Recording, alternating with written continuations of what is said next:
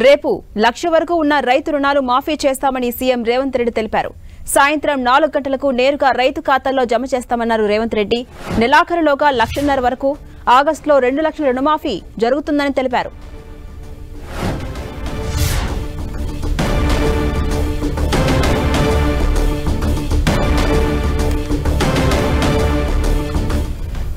తెలంగాణలో 3 దఫాలుగా రైతు రుణమాఫీ జరగబోతోంది.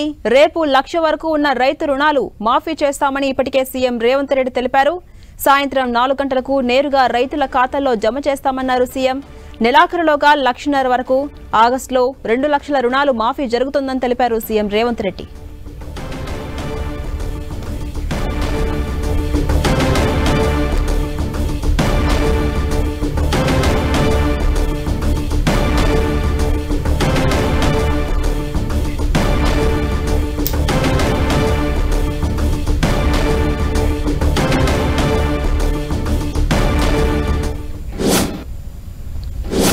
ఇక రైతు రుణమాఫీకి సంబంధించి మరిన్ని డీటెయిల్స్ మా ప్రతినిధి ప్రతాప్ అందిస్తారు. ప్రతాప్,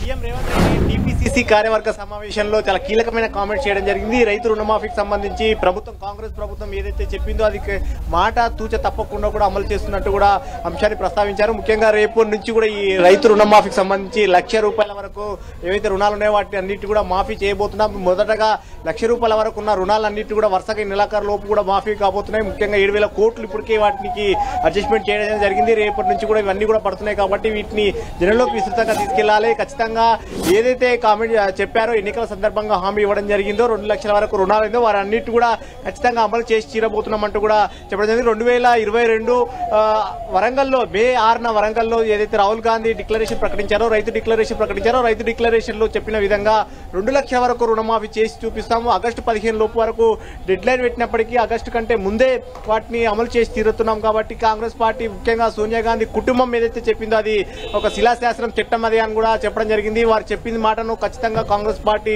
నిలబెడుతుంది. ఖచ్చితంగా జాతీయ స్థాయిలో దీన్ని చర్చనీయాంశంగా చేయాలంటూ కూడా చెప్పడం జరిగింది. ముఖ్యంగా గత 10 ఏళ్ల కాలంగా బీఆర్ఎస్ అధికారంలో ఉండి కేవలం రైతు రుణమాఫీకి సంబంధించి 28,000 కోట్లు మాత్రమే ఖర్చు చేస్తే కాంగ్రెస్ ప్రభుత్వం 31,000 కోట్లను అది ఒకేసారిగా రుణమాఫీ చేయడం జరుగుతున్నట్టు కూడా చెప్పడం జరిగింది. ఆర్థిక నిపుణులు ఎంతవరకు హెచ్చరించినప్పటికీ కూడా నష్టమని చెప్పినప్పటికీ కూడా వాటిని అన్నింటి కూడా అమలు చేస్తూ ముందుకు తీసుకెళ్లే ప్రయత్నం కూడా చేశామంటూ కూడా సో మొత్తం మీద కాంగ్రెస్ పార్టీ రుణమాఫీకి సంబంధించి చాలా కీలకమైన కామెంట్స్ చేయడం జరిగింది. ఆ రుణమాఫీ విషయంలో చాలా కీలకమైన కామెంట్స్ చేశారు.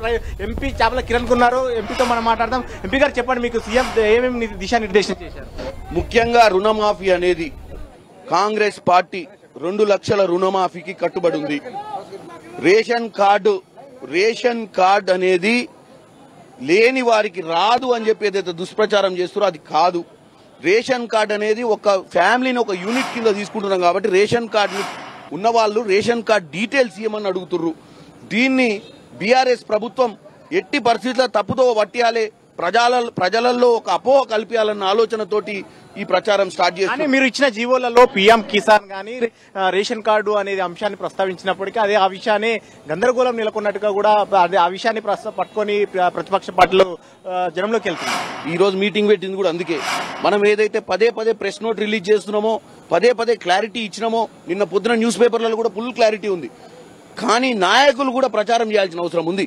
ప్రతి నియోజకవర్గంలో ఈ రోజు ఎమ్మెల్యేలు పోయి అసలు వాస్తవం ఏ కేటగిరీ ఏంది అని కేటగరైజ్ చేసి మరీ పబ్లిక్ కి వాస్తవాలు తెలియాల్సిన అవసరం ఉంది. ఎందుకంటే ప్రతిపక్షాలు వారు చెయ్యని పథకాలు గత 10 సంవత్సరాలకు ఉండి బీఆర్ఎస్ చెయ్యని దాన్ని కూడా ఈ రోజు కాంగ్రెస్ చేస్తుంటే ఓర్వలేక తట్టుకోలేక తప్పుడు ప్రచారం చేస్తున్న తిప్పికొట్టమని చెప్పడానికి ఈ రోజు ఇక్కడ రేపు రుణమాఫీ జరుగుతుంది కాబట్టి మీకు ఇచ్చిన రోల్ ఏంటి?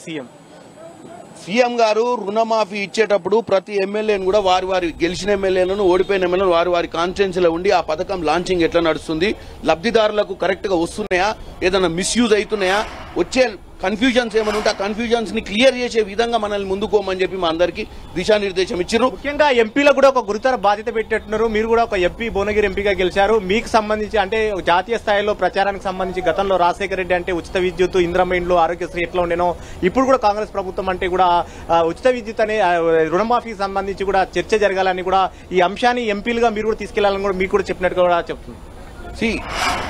రేవంత్ రెడ్డి గారు ఏం చెప్తారంటే ఎంపీలు కూడా భారతదేశ వ్యాప్తంగా ఎంపీలకు ఇచ్చిన బాధ్యత ఏంటంటే మీరు కూడా గుజరాత్ మోడల్ అనేది ఇట్లా పబ్లిసిటీ చేసుకుంటుండో నరేంద్ర మోడీ, నేను ముఖ్యమంత్రి అయిన తర్వాత ఇక్కడ మన కాంగ్రెస్ పార్టీ ప్రభుత్వంలోకి వచ్చిన తర్వాత 10 ఏళ్ళు మనం కూడా తెలంగాణ మోడల్ ని భారతదేశ వ్యాప్తంగా ప్రచారం చేయాల్సిన అవసరం ఉంది. ఈ రోజు ఇన్ని వేల కోట్లతోటి రుణమాఫీ చేసుకుంటున్నాము, మన ప్రచారంలో విఫలమవుతున్నాము. మనం 30,000 కోట్లు ఈ రోజు వరకు ఖర్చు పెట్టడం జరిగింది పథకాల మీద, కానీ చెప్పుకోలేకపోతున్నాము. మీరు ఎంపీలు భారతదేశ వ్యాప్తంగా రేపు పార్లమెంట్ నడవబోతుంది కాబట్టి తెలంగాణ ప్రభుత్వంలో జరిగేటువంటి పథకాల మీద కూడా అక్కడ చర్చ చేయాల్సిన అవసరం ఉంది.